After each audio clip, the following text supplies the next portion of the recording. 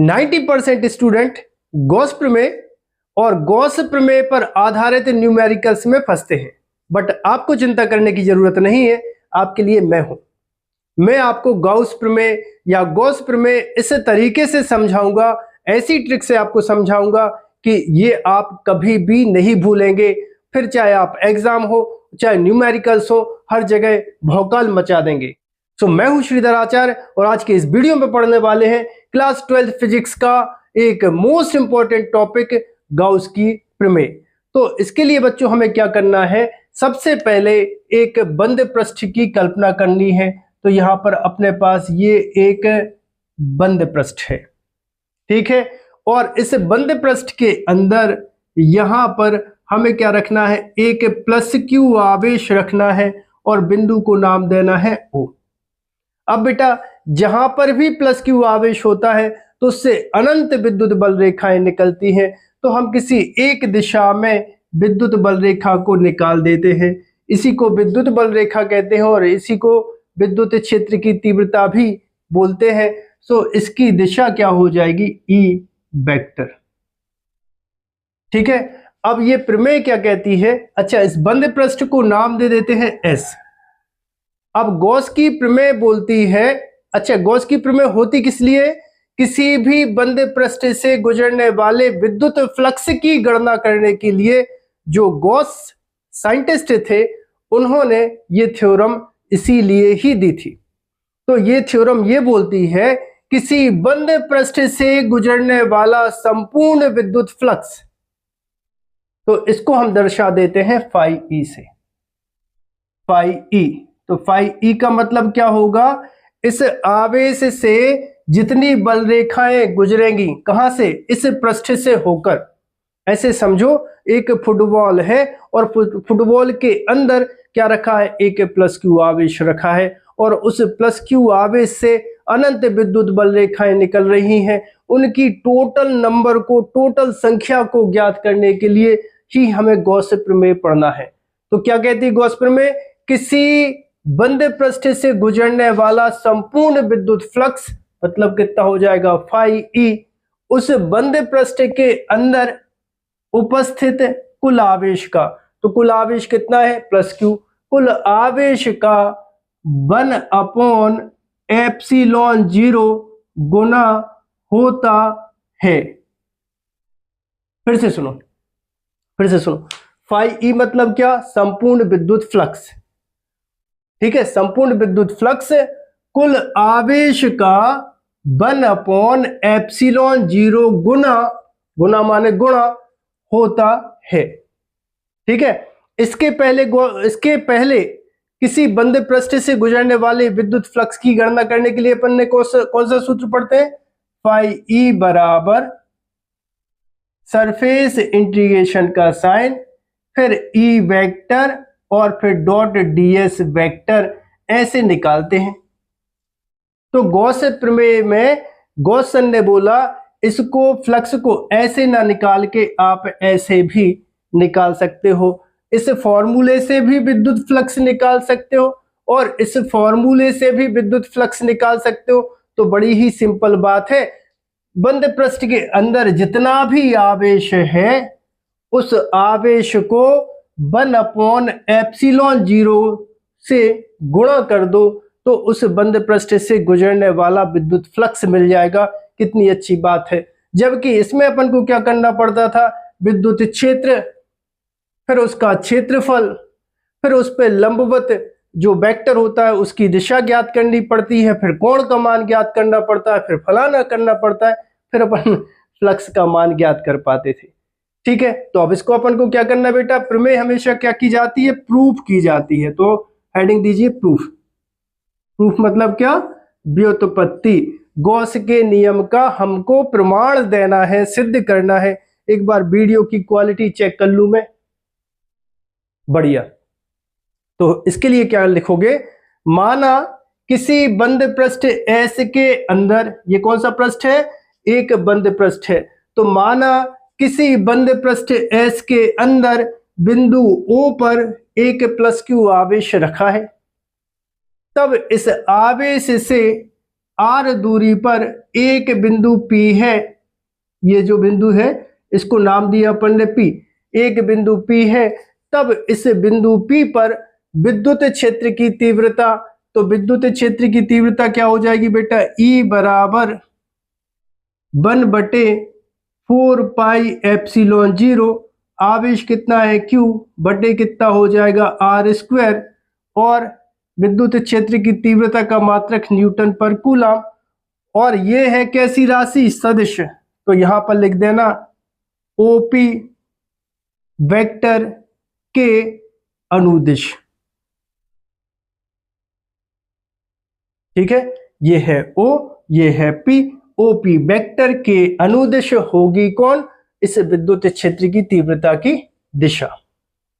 अब इसके बाद अब लिखना बिंदु P को घेरे हुए, बिंदु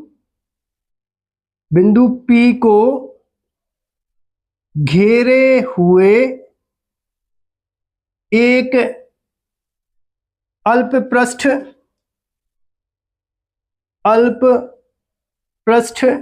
ds वेक्टर की कल्पना करते हैं,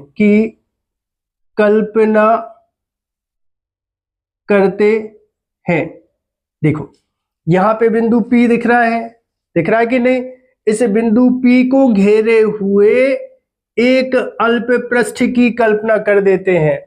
पूरा गोला कितना है, S है, पूरा गोला कितना है, S है। हमें क्या करना है, इस गोले पर एक छोटा सा एक छोटा सा अल्पखंड या फिर एक अल्प पृष्ठ लेना है। अब जो क्षेत्रफल होता है बच्चों, वो कैसी राशि होता है, सदिश राशि होता है। जैसे देखो जरा मैं बताऊं तुम्हें, जैसे ये पृष्ठ है और इस पृष्ठ को अगर हमें दिशा देनी है तो उस पर क्या खींचना पड़ेगा, एक अभिलंब खींचना पड़ता है जो कि क्षेत्रफल की दिशा को प्रदर्शित करता है। थोड़ा ऑल आउट बंद कर दूं।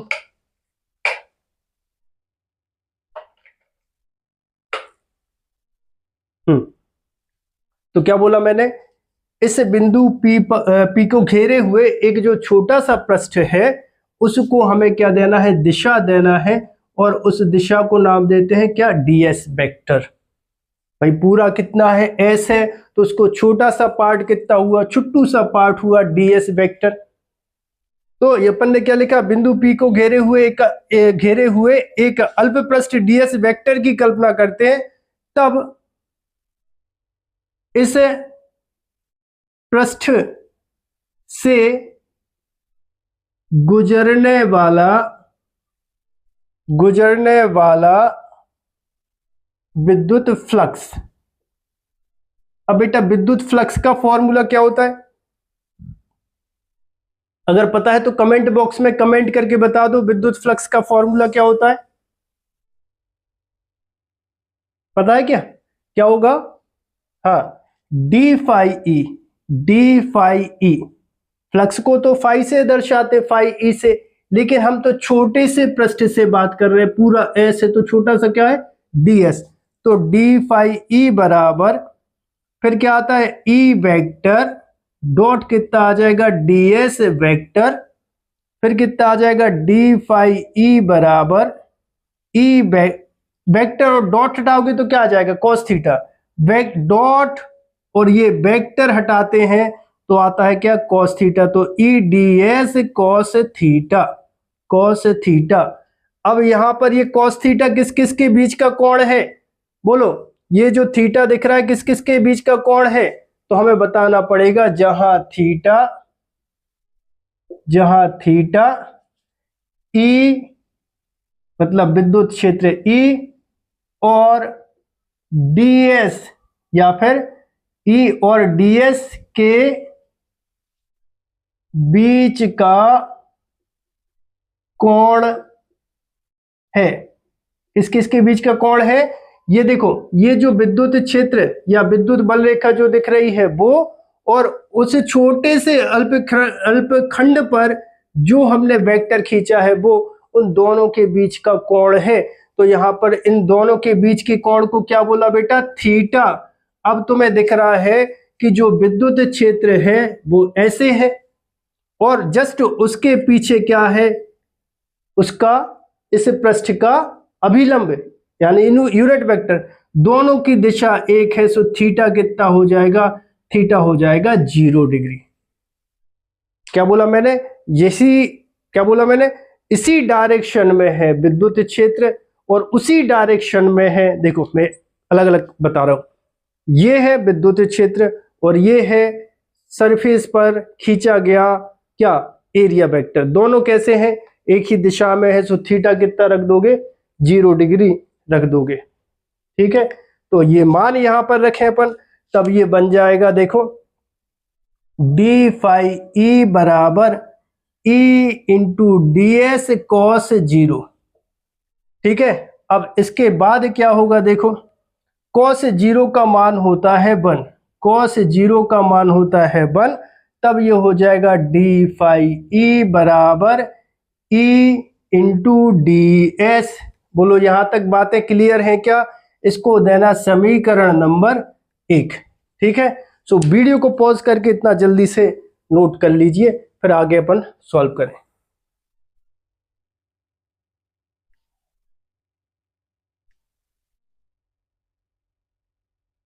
अब बच्चों इसके बाद क्या करना है आपको, लिखना अब संपूर्ण बंद पृष्ठ एस से गुजरने वाला विद्युत फ्लक्स, तब इसको आप क्या लिखोगे, अब इसको लिखोगे फाई ई। ठीक है, अभी क्या निकाला अपन ने, अभी छोटे से पृष्ठ से गुजरने वाला विद्युत फ्लक्स निकाला, अब हमें निकालना है पूरे गोले से, पूरे गॉसीय पृष्ठ से गुजरने वाला विद्युत फ्लक्स। और पूरे को बताने के लिए बेटा यहां पर हमें पृष्ठीय समाकलन का चिन्ह लगाना पड़ता है। ये जो आपको डिजाइन दिख रही है, इसका मतलब ये है कि इस पूरे गोले से कितनी विद्युत बल रेखाएं निकलेंगी वो बता रहा है। और यहां पर कितना आ जाएगा, E और इंटू कितना आ जाएगा, ds। अब E तो विद्युत क्षेत्र की तीव्रता है, तो इसको बाहर रखो, कांस्टेंट है, नियत है, इसका मान तो बदल नहीं रहा क्योंकि आवेश फिक्स है। तो यहाँ पे क्या आ जाएगा, यहाँ पे आ जाएगा E बाहर आ जाएगा, फिर इंटीग्रेशन का साइन लगाओगे और फिर कितना आ जाएगा, ds। अब अपने पास E का तो मान है, देखो ये है E का मान, E का मान यहाँ पे रख दो, ये E का मान यहाँ पे रख दो। पहले क्या है, 1/4 पाई एप्सिलॉन 0 Q बटे R स्क्वायर, ये E का मान रखा, फिर समाकलन का चिन्ह और फिर हो जाएगा ds हो जाएगा। ठीक है, और उसके बाद बाबू इसको अपन क्या रब कर दें, ओके। किसके इक्वल चल रहा है, ये चल रहा है बेटा फाई ई के इक्वल चल रहा है।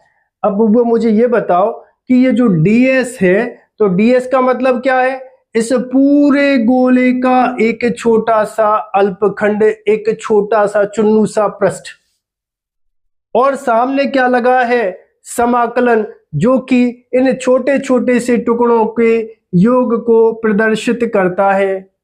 ठीक है, ds माने छोटा, समाकलन मतलब छोटे छोटों का योगफल। अगर अपन इस छोटे छोटे से पार्टों को जोड़ते जाएंगे तो हमें क्या मिल जाएगा, संपूर्ण गोला मिल जाएगा। तो यहां पर लिखोगे संपूर्ण गोलीय पृष्ठ का क्षेत्रफल, इसको क्या बोलेंगे अपन, इंटीग्रेशन ds बराबर, अब संपूर्ण क्या है, गोला है, तो गोले का क्षेत्रफल क्या होता है बेटा, कमेंट करके बताओ जरा, गोले का संपूर्ण क्षेत्रफल कितना होता है, 4 पाई r स्क्वायर। किस किस को पता था, कमेंट बॉक्स में कमेंट करके बताओ जरा, किस किस को, सही और सही बोलना है आपको, किस किस को पता था कि एक गोले का जो क्षेत्रफल है वो 4 पाई r स्क्वायर होता है। वो वैल्यू आपको यहां पर रख देनी है। ठीक है, तो ये बन जाएगा फाई ई बराबर यहाँ पे कितना है 1/4 पाई एप्सिलॉन 0 क्यू बटे आर स्क्वायर इंटू इसका टोटल मान कितना हो गया 4 पाई आर स्क्वायर।